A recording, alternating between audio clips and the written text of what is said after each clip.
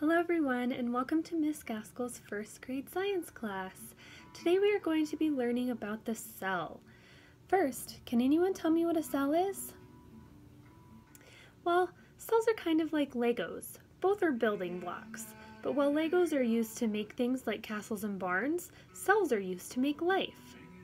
Cells are the building blocks for all organisms, including the tiniest bacteria, plants, your pets, and even your own body.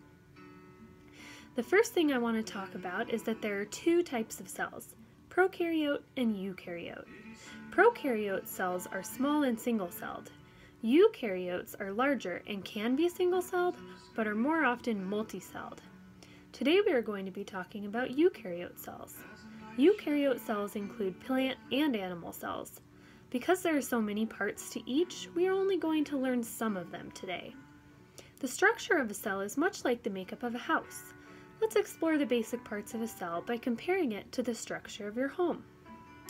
So the first part of the cell I'd like to talk about is the cell wall. Just like the walls of a house, the outside of a cell has a protective barrier called the cell wall. Only plant cells have a cell wall. Animals have skin that sort of acts like a cell wall. Next we have the cell membrane. The cell membrane could be compared to the door of your house because it lets things into and out of the cell. All living things have a cell membrane: plants, animals, bacteria, fungi, and many more. Next we will talk about the cytoplasm. The cytoplasm is found once you pass through the cell membrane. The cytoplasm is much like the air in your house. It fills every empty space within your house. Unlike air, the cytoplasm is a watery, gel-like substance where nearly all of the cell's activities take place. Like all the objects in your home is surrounded by air, all of the parts within cells are completely surrounded by cytoplasm. So, the next part of the cell we will discuss is the mitochondria. Mitochondria are found swimming around in the cytoplasm. Mitochondria are like your home's power outlets. They provide energy for the cell. So far we have discussed 4 parts of the cell. Who can tell me one of those parts and what it is? Who can tell me another one? And another one? And who can tell me the last one we've discussed so far? Okay, good job! So we have 4 more parts of the cell that we are going to discuss today. The next part we will discuss is the chloroplasts. Chloroplasts are found only in plant cells. Think of them like the kitchen in your home, where food is prepared for the cell. Plants use a substance called chlorophyll that takes energy from the sun and turns it into food for the plant cells. Next we have vacuoles. Vacuoles are like the refrigerator in your home. They store food and water until the cell needs them.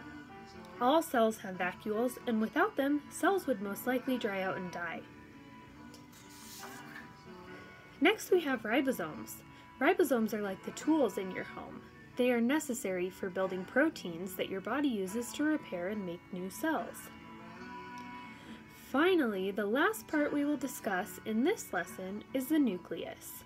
The nucleus is the core of the cell. It is much like your parents' bedroom in that it is the control center of the cell. The nucleus is also where all the DNA is stored.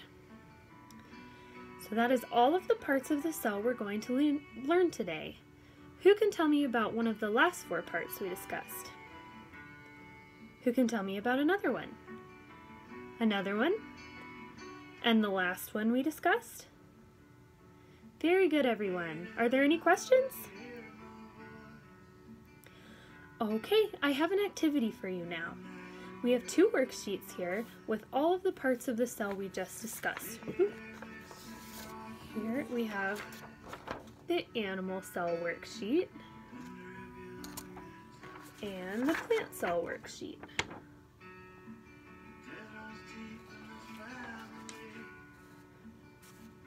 So what I would like you to do is take one of each sheet and color them according to the key on the bottom.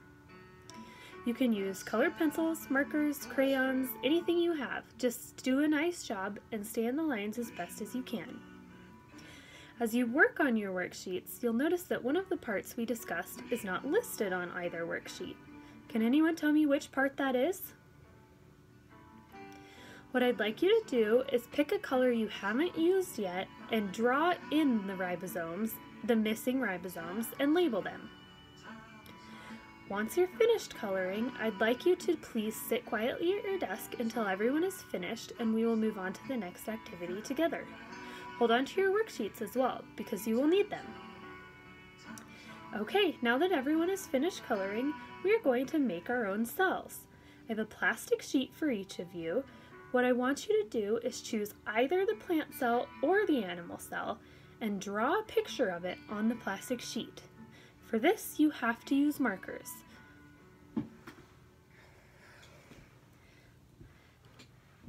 So I want you to draw it. So the sheet, I don't have a sheet with me right this second, but the sheet is the same size as a piece of paper, and I want you to draw it so it takes up at least half of the paper.